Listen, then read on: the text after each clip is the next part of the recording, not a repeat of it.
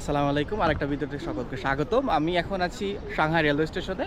আজকের এই ভিডিওতে আপনাদেরকে জানাবো যে আপনি যদি চায়নাতে ঘুরতে যান কোথাও, কিভাবে ট্রেনে ভ্রমণ করবেন, টিকিট কাটা থেকে শুরু করে গন্তব্য যাওয়া পর্যন্ত কিভাবে যাবেন সেটা আপনাদেরকে এক এক করে এই ভিডিওতে বুঝিয়ে দেবো এবং ট্রেনে যাওয়ার একটা যে অভিজ্ঞতা সেটা আপনাদের সঙ্গে শেয়ার করব। সুতরাং দেরি না করে সাবস্ক্রাইব করুন এবং শেষ পর্যন্ত ভিডিওটা দেখেন। আপনি যে কোনো জায়গায় যে কোনো রেলওয়ে স্টেশনে যদি যান তাহলে এইভাবে দেখবেন, এখানে একটা গেট থাকবে এবং ওইখানে হলো টিকিট সেন্টার। আপনি ওইখানে পাসপোর্ট নিয়ে গেলে এবং আপনি কোথায় যাবেন সেক্ষেত্রে তাকে বললে সে আপনাকে বলবে, কয়েকটা অপশন দেবে যে আপনি বুলেট ট্রেনে যেতে চান নাকি আপনি হলো নর্মাল ট্রেনে যেতে চান, স্লিপার কোচে যেতে চান। সেক্ষেত্রে আপনি তাকে বলবেন যে আমি যেতে চাই।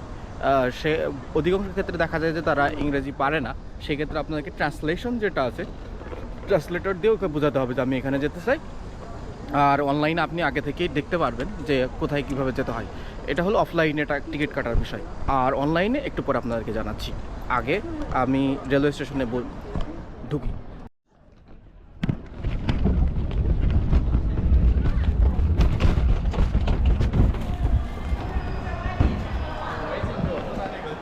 প্রথমে এখানে ঢুকে আপনাকে হলো মানুষ সুস্থ হবে, এরকম পুলিশ, তাকে পাসপোর্ট দিতে হবে। পাসপোর্ট দিলেও আপনাকে ভিতরে ঢুকতে হবে। এখানে দেখতে পাচ্ছেন দুজন পুলিশ বসে আছে, এদের কাছে আপনি পাসপোর্ট দেখাবেন, দেখালে আপনাকে ভিতরে বেরোনোর মতো অনুমতি দেবে। আসলে উনি পাসপোর্ট দিয়ে চেক করে যে আপনি কি কোনো টিকিট কেটেছেন কিনা। টিকিট যদি না কাটেন তাহলে আপনাকে ভিতরে ঢুকতে দিবে না। আচ্ছা, টিকিট ওখানে অনুমতি পাওয়ার পরে আপনাকে এভাবে যেতে হবে। এখানে আপনার সিকিউরিটি আছে, আপনাকে ব্যাগ দিতে হবে, ব্যাগ ওরা চেক করবে সবগুলো। তারপরে ওখানে যদি কোনো সমস্যা না থাকে, মানে এখানে কিছু জিনিসপত্র না নিয়ে যাওয়ার কথা বলা আছে, যেমন আপনি কোনো ছুরি জাতীয় ধারালো জাতীয় জিনিসপত্র নিতে পারবেন না। আর হলো আপনি ফ্লেমেবল যেগুলো দাহ্য পদার্থ নিতে পারবেন না। আপনি যদি সেন্ট নিতে চান সেক্ষেত্রে হলো অল্প পরিমাণে 100 গ্রাম এরকম সেন্ট নিতে পারবেন সাথে করে। আর শেভিং ক্রিম নেওয়া যাবে না। এভাবে কিছু কিছু জিনিস আছে যেগুলো আপনাকে মাথায় রাখতে হবে। আমি এখন ভিতরে যাবো। আচ্ছা, এখানে আপনার হলো টিকিট কাটেন বা আপনি অনলাইনে কাটেন, সেখানে দেওয়া থাকবে যে কিভাবে আপনি যাবেন আর কি। সেক্ষেত্রে আপনার ওয়েটিং রুমগুলোর নাম দেওয়া থাকে, 1 নম্বর 2 নম্বর 3 নম্বর 4 নম্বর। এভাবে আমার 3 নম্বর দেওয়া আছে, আপনাদেরকে একটু পরে দেখাচ্ছি। আমি এখন হলো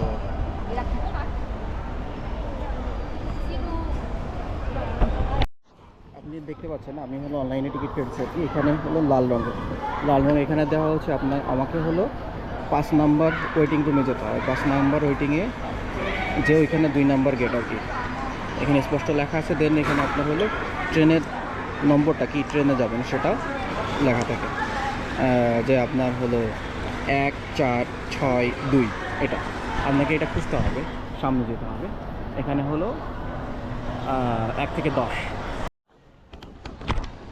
এইভাবে আপনার হলো প্রত্যেকটা ওয়েটিং হলের নাম লেখা থাকে। এখানে 9 10 লেখা আছে, আমাকে যেতে হবে 5, তার মানে আমাকে আরও সামনে যেতে হবে। আমি যে 5 নাম্বার ওয়েটিং হলে চলে আসছি। এখানে আপনার হলো এখানে এই কোনায় এখানে 1 2 নম্বরে 1462 লেখা আছে, ওইটা বেইজিংয়ে যাবে এবং আপনার হলো 12টা 15 মিনিটে ছাড়বে আর কি আমাকে। তাহলে এখানে অপেক্ষা করতে হবে, এখানে ওয়েটিং রুমে অপেক্ষা করতে হবে যতক্ষণ না পর্যন্ত এখানে সবুজ হয়ে যায়। সবুজ হয়ে গেলে আমাকে ওই গেট দিয়ে ঢুকতে হবে এবং আপনার টিকিট নম্বরে অবশ্যই লেখা থাকবে যে আপনি কোন বগিতে কত নাম্বার সিট।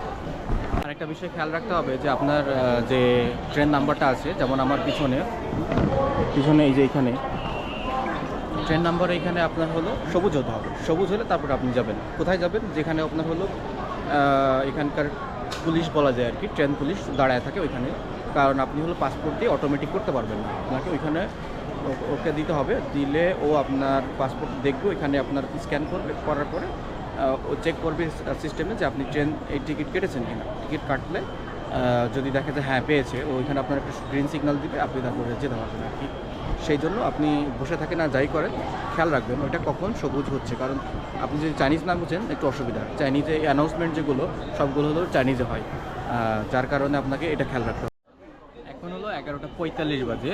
ট্রেন ছাড়তে এখনও আপনার আধা ঘন্টার সময় বলা যায় আর কি, 15 হ্যাঁ আধা ঘন্টার সময় আর কি। আর তার মাঝখানে আপনি দেখতে পারেন লাইন হয়ে গেছে এই থেকে ওই পর্যন্ত। আমি যে ট্রেন যাবো ওইটার লাইন এই পর্যন্ত আসছে আর কি। আমি এখানে বসে আছি, শুরু হলে তারপরে আমি যাবো, আমার কোনো তাড়াহুড়ো নেই।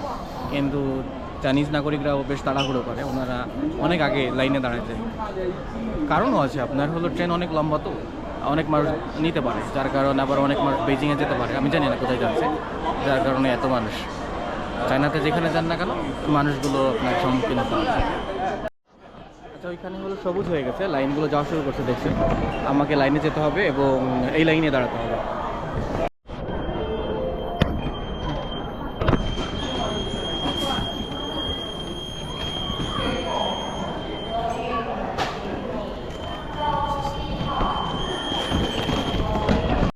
আমি ভিতরে প্রবেশ করলাম আর কি, সামনে প্ল্যাটফর্ম, আর এখানে লেখা থাকবে যে আপনি কোন প্ল্যাটফর্মে যাবেন।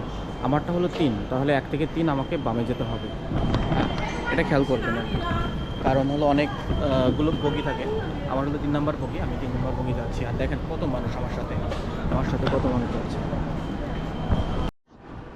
আচ্ছা, অনেক সময় অনেকগুলো ট্রেন থাকে, যেমন এই পাশে একটা এই পাশে একটা, দেখেন আপনাকে ঠিক করতে হবে। যেমন এখানে লেখা আছে 1462 এখানে, আর 1 থেকে 13 আমাকে এদিকে যেতে হবে। আমার হলো একদম সামনে যেতে হবে, এটা ভুল করবেন না, ভুল করলে আবার আপনাকে একটু দোকান দিতে বসাতে হবে, আমাকে বামে যেতে হবে। আমি এখন হলো 3 নম্বরে চলে আসছি, উনি হলো এখানকার পুলিশ চেক করতেছে আর কি। ভিতরে উঠলাম, এখানে যেতে হবে, চলে আসছি, এটা হলো আমার বেড 20 নম্বর। আমি একদম উপরে চলে আসছি, এখানে হাফ বাসের জায়গা আর কি। এইখানে আপনি দেখতে পারেন মোট 6টা, 1 2 3, এই পাশে 3টা, ওইখানে কয়েকটা ছেলে, ওরা ওইখানে আসবে আর কি। দেখে মনে হচ্ছে বেশ ভালো আলো আলোচনা করা যাবে ওদের সঙ্গে, এই আর কি। আচ্ছা, আপনাদেরকে বলি এখানে কি কি থাকে। এই যে এরকম এক বেডটা করে থাকা, তার সাথে আপনার একটা বালিশ এবং একটা হলো লেপ মতো আর কি, কম্বল আর কি, এটা থাকবে। এবং এটা সম্পূর্ণ হলো এসি কম্পার্টমেন্ট। চায়নাতে সব ট্রেনের সব জায়গায় হলো এসি কম্পার্টমেন্ট থাকে। এটা হলো টয়লেট এরিয়া আর কি, আপনি এখানে হলো পানি ব্যবহার করতে পারবেন, এখানে ডাস্টবিন, আর এটার পিছনে হলো টয়লেট। এই যেটার পিছনে হলো টয়লেট দেখা আছে, এবং সেটা হলো এমন বেশ পরিষ্কার পরিচ্ছন্ন। কেবল শুরু হলো তো, আর শেষে আপনাদেরকে আবার দেখাবো যে কেমন আর কি পরিষ্কার পরিচ্ছন্ন থাকে। ট্রেন ছেড়ে দিয়েছি, এখন আমি এখনও সাংহাইতে আছি, আপনারা দেখতে পাচ্ছেন। এটা হলো সাংহাই, এখন বাজে দুপুর 12:30। আমার খুব ক্ষুধা লেগেছে, আমি কিনে আনছিলাম সাথে করে, সেটা খাবো। এখন হলো দুপুরে খাওয়ার সময়। দুপুরে আমি খাবো হলো এই যে এটা, আমি সাথে করে নিয়ে আসছি, সাধারণত সবাই সাথে করে নিয়ে আসে, এখানে খাবার বিক্রি করে, কিন্তু এখনও যারা খাবার বিক্রি করে তারা আসেনি। আপনি যদি সেক্ষেত্রে তাদের জন্য অপেক্ষা করতে হবে, হালাল খাবার পাওয়া যাবে না এই আর কি, সেজন্য ভালো হলো নিজে নিয়ে আসা। আমি এখন এখানে দেখতে পারেন একজন জিনিস বিক্রি করতেছে, থেকে দেখায়।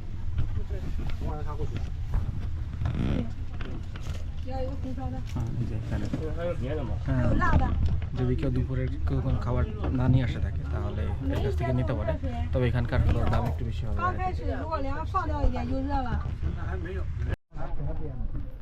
রাতের খাবার নিয়ে আসে।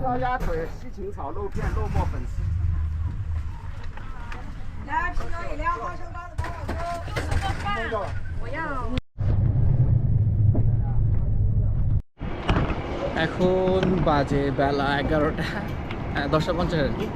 আমি চলে আসছি বেইজিং রেলওয়ে স্টেশনে। এইবারে বেইজিং আসার কারণ আপনারা জানেন কিনা জানি না, আমি ঘুরতে তেমন আসিনি, আমি আসলে আসছি আমার ছোটো ভাইয়ের সঙ্গে দেখা করতে। ও বাংলাদেশের রাজশাহী বিশ্ববিদ্যালয় কনফুসিয়াস ইনস্টিটিউটে পড়ালেখা করতেছে, এবং কনফুসিয়াস ইনস্টিটিউটের নিমন্ত্রণে ও সহ আর 10-12 জন আসছে এখানে ভ্রমণ করার জন্য। আমি ওর সঙ্গে দেখা করতে আসছি, ও আসবে 29 তারিখে, এবং সেই জন্য এখানে আসছি। এবং আসলে আর একটা বড় বিষয় হলো আমার মা কিছু রান্না করে পাঠাচ্ছে, সেটা খেতে, এই আর কি। তার সঙ্গে আজকে এবং কালকে আমি একা থাকবো, এবং চেষ্টা করব বেইজিংয়ের ঘুরতে, এবং বেইজিং কেমন, সেখানে খরচ কেমন হয়, খাবার কেমন পাওয়া যায়, সব বিষয় নিয়ে থাকবে এই ভিডিওতে। এখন হলো বের হওয়ার পালা। বের হওয়ার সময় আপনাকে অবশ্যই একই রকম ম্যানুয়ালে যেতে হবে, ওইখানে আপনার হলো ম্যানুয়াল, বাকিগুলো এখানে আপনার হলো অটোমেটিক। যাদের চাইনিজ আইডি কার্ড আছে ওনারা ওটা সোয়াইপ করলে বের হয়ে যেতে পারেন। আমাদের বিদেশের ক্ষেত্রে অবশ্যই এই যে এখানে পুলিশ আছে, পুলিশের এখানে আসতে হবে, আপনাকে পাসপোর্ট দেখাতে হবে, উনি সোয়াপ করবে, করে তারপর আপনাকে বের করে দেবে।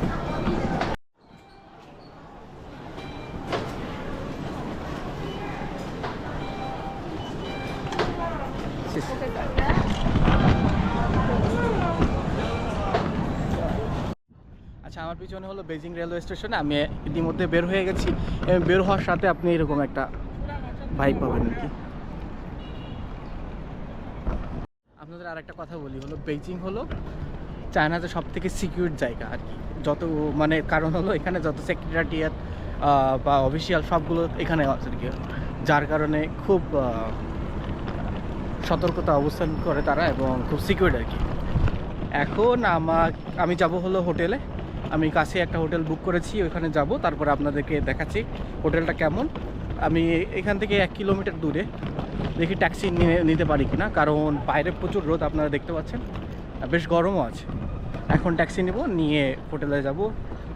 আচ্ছা, আর একটা বিষয় হলো যে ট্যাক্সি আছে ওদের থেকে একটু ইয়ে হবে, যেমন এখানে একটা ট্যাক্সি আসে, আমার এখানে দেখাচ্ছে হলো 1 কিলোমিটার দূরে, ও বলছে আমাকে 300 টাকা আরএমবি দিতে হবে। আচ্ছা, আপনাকে হলো সাধারণত এভাবে লাইনে দাঁড়াতে হবে। এখানে লাইনে দাঁড়ানোর পরে ট্যাক্সি এক এক করে আসবে, আপনাকে যাইতে হবে।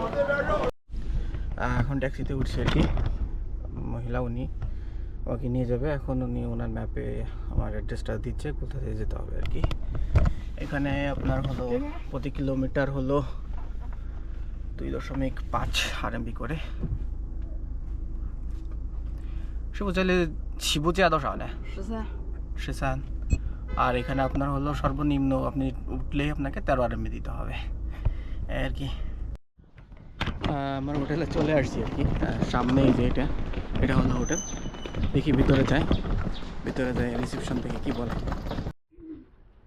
হলো এখানকার হোটেল রিসেপশন।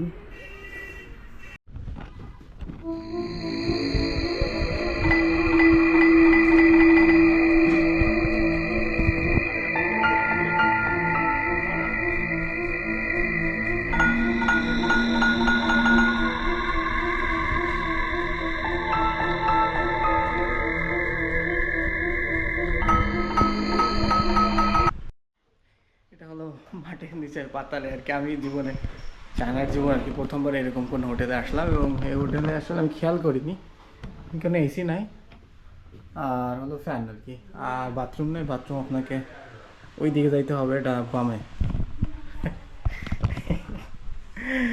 যাই হোক, আজকে রাতটা থাকে এখানে, তারপরে বাকিগুলো দেখা যাবে। আসলে আমি ওই রুমটা হজম করতে পারতেছিলাম না, বিশেষ করে বাথরুম, পাবলিক বাথরুম, আপনাকে বাইরে যেতে হবে আর কি, বেশ খারাপ অবস্থা। এখন হলো বাথরুম সহ এসি সহ শুধু এই রুমটাই ছিল, যার কারণে আমি পাল্টাই নিলাম।